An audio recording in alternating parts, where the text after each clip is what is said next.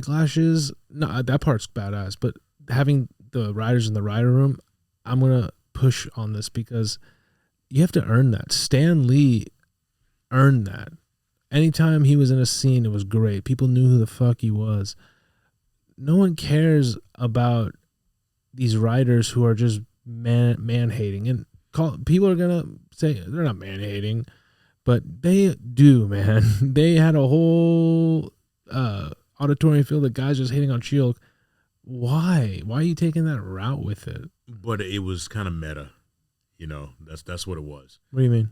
Meta means like, you're acknowledging that, like when She-Hulk does did the whole thing in the last episode with the Disney Plus, and stuff like that. That's meta. You're acknowledging that, oh, hey, you know what, I am in a show, breaking that fourth wall, and that was unique. But instead of having the writers talk and the machine, actually have Kevin Feige in that scene. You know what, I thought that we were gonna get Kevin Feige, but the thing is, did you know that the writer, the lady, do you know her name? Oh shit, I did escape me. But she almost left the project because she wanted one of the scenes in the first episodes about her in the bathroom and all the girls like making sure she's okay. She almost walked off because Kevin Feige didn't like that scene. So she had to fight to keep it in?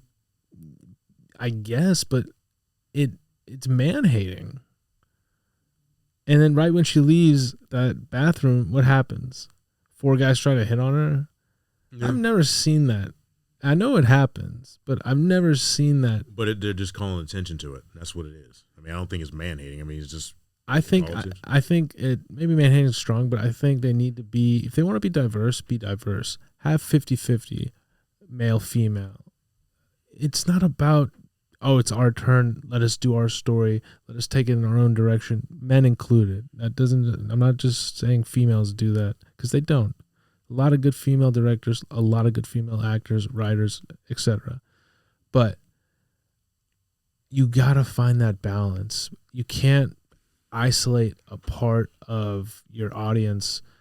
And that's why I think her character is going to be so much more appreciated in a film setting, because I do believe the budget was so low, they did the best they could.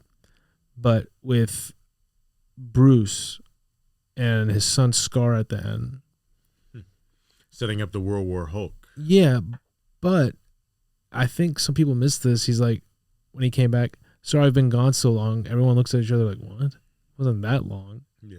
So what do you think is going on with that? Well, they could be setting it up for a World War Hulk. How? Well, because he's got a son, so I mean, he looks completely different, Scar, than he did in the comics. Yeah, but it's still him. So I guess, I mean, maybe like some more of those aliens come down and try to start a war.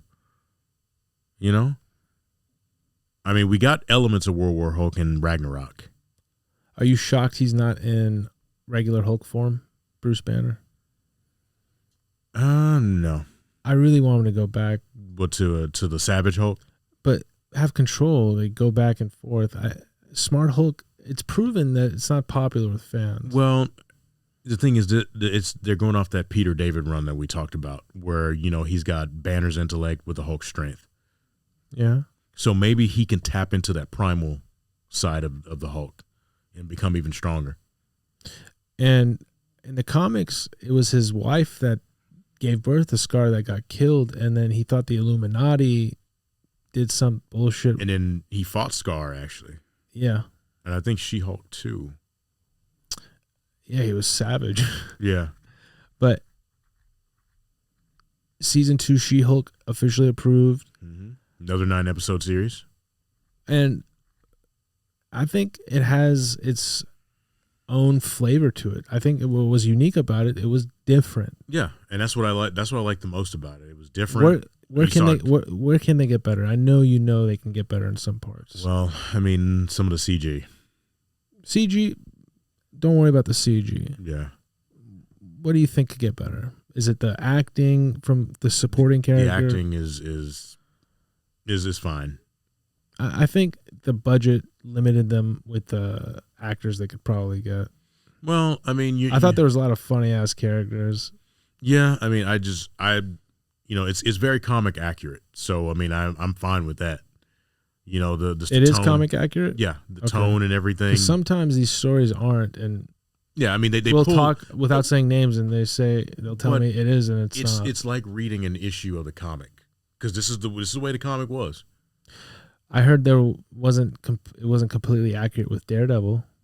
Well, Daredevil is a character that's really serious, but you put him in, this here corner, and you get to see a different side of him, and he was still that which was cool. Daredevil. No, my point is that really what went down fully? I know they hooked up in the comics.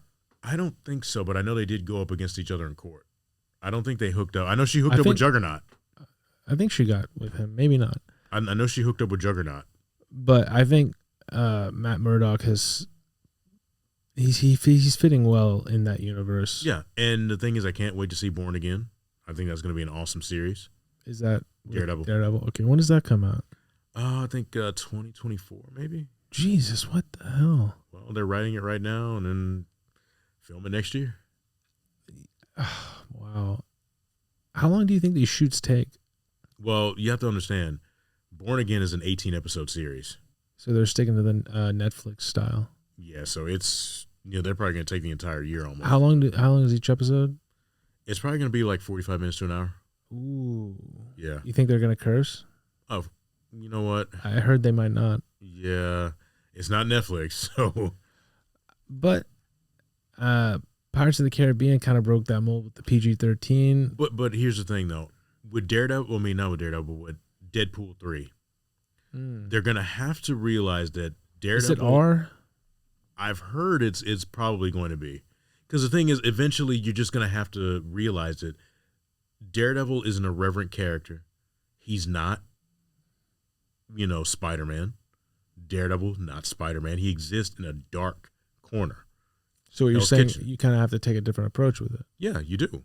Because not everything is going to be the same. Just like with She-Hulk having a different format. Yeah, I have more of like an action comedy feel. Even like Ally McBeal. Even though I think She-Hulk can be way more serious and badass. Oh, and look, when she gets on a film, she is going to be.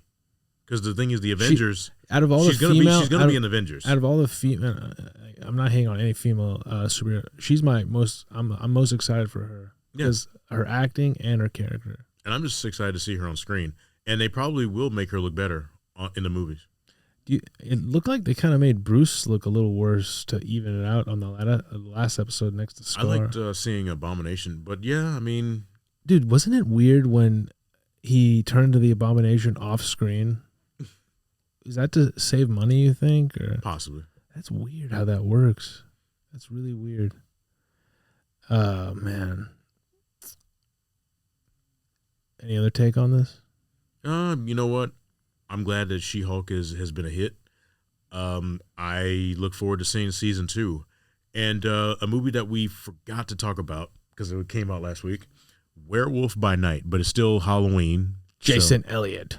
Yes, Jason Elliott, Werewolf by Night, bro. Oh, man. You know what? It reminded me so much. First, tell me what it's about. I haven't heard much about this. Well, it's about a bunch of monster hunters. They get together. They are trying to find this bloodstone. And, this bloodstone gives, like powers and whatnot. And they all come back to this one place to